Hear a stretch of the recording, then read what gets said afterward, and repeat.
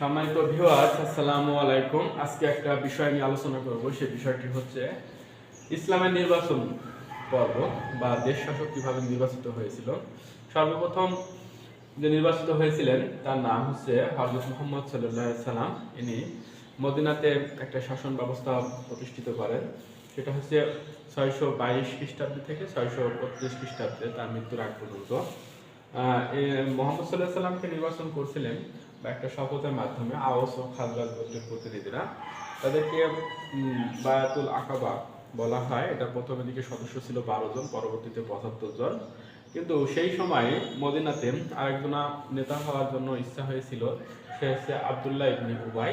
তিনিও প্রার্থী ছিলেন মদিনায় নেতা হওয়ার জন্য, কিন্তু পরবর্তীতে মোহাম্মদ সাল্লাল্লাহু আলাইহি সাল্লাম নির্বাচিত হওয়ার কারণে আব্দুল্লাহ ইবনে উবাইয়ের নাম নিষ্কৃত হয়ে যায়। এটাই ছিল ইসলামের স্বর্ণযুগ। পরবর্তী খলিফা মহানবী সাল্লাল্লাহু আলাইহি সাল্লামের মৃত্যুর পর পরবর্তী খলিফা হন আবু বকর সিদ্দিক রাদিয়াল্লাহু তাআলা আনহু।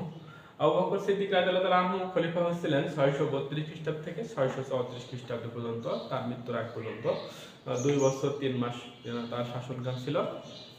এই সময় আরো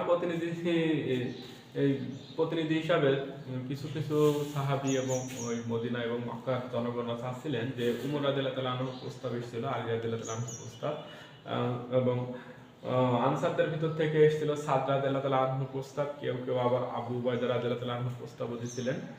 যখন এই খলিফা নির্বাচন করা হচ্ছিল তখন উমর রাদিয়াল্লাহু তাআলা আনহু আবু বকর রাদিয়াল্লাহু তাআলা আনহুকে প্রস্তাব দেয় যে আবু বকর রাদিয়াল্লাহু তাআলা আনহু খলিফা হিসাবে নির্বাচিত হোক। তখন আর বাদ বাকিগুলো নিষ্ক্রিয় হয়ে যায় এবং পরবর্তী খলিফা নিষ্ক্রিয় হয়ে যায়। উমর রাদিয়াল্লাহু তাআলা আনহু মৃত্যুর পর পরবর্তী খলিফা হচ্ছেন ওসমান রাদিয়াল্লাহু তাআলা আনহু।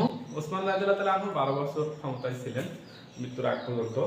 এই সময় উমর রাদিয়াল্লাহু তাআলা আনহু একটা শুরা কমিটি গঠন করে যান। সেই কমিটির সদস্য ছিল 6 জন। 6 জনের মধ্যে নাম হচ্ছে ওসমান রাদিয়াল্লাহু তাআলা আনহু, আলী রাদিয়াল্লাহু তাআলা আনহু, সাদ রাদিয়াল্লাহু তাআলা আনহু। আরও ছিল জুবাইর রাদিয়াল্লাহু তাআলা আনহু, তালহা এবং আওফ রাদিয়াল্লাহু তাআলা আনহু। এই সকল সদস্যরা পরামর্শ করে পরবর্তী খলিফা নির্বাচন করেন। সেই প্রস্তাব ছিল এরকম: জুবাইর রাদিয়াল্লাহু তাআলা আনহু, ওসমান রাদিয়াল্লাহু তাআলা আনহু এবং আলী রাদিয়াল্লাহু তাআলা আনহু দুইজনের নামে প্রস্তাব করেন খলিফা হিসাবে। সেখানে সাদ রাদিয়াল্লাহু তাআলা আনহু ওসমান রাদিয়াল্লাহু তাআলা আনহুকে সমর্থন করেন। সেই হিসাবে ওসমান রাদিয়াল্লাহু তাআলা আনহু খলিফা হিসাবে নির্বাচিত হয়। সেই সময় তালহা রাদিয়াল্লাহু তাআলা আনহু এবং আওফ রাদিয়াল্লাহু তাআলা আনহু অনুপস্থিত ছিলেন, যার কারণে তারা এই নির্বাচনের সময় অংশ নিতে পারেননি। সেই হিসাবে ওসমান রাদিয়াল্লাহু তাআলা আনহু সর্বসম্মতিক্রমে শাসক হিসাবে প্রতিষ্ঠিত হয়।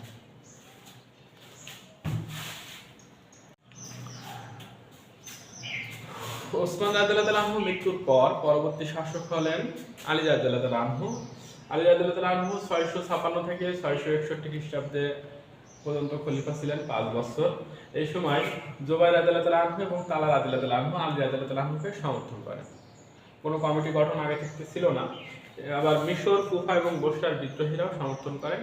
এই সময় খলিফা হিসাবে আরেকজন প্রার্থী ছিলেন, তার নাম হচ্ছে মুয়াবিয়া রাদিয়াল্লাহু তাআলা আনহু। তিনি সিরিয়া অঞ্চলের।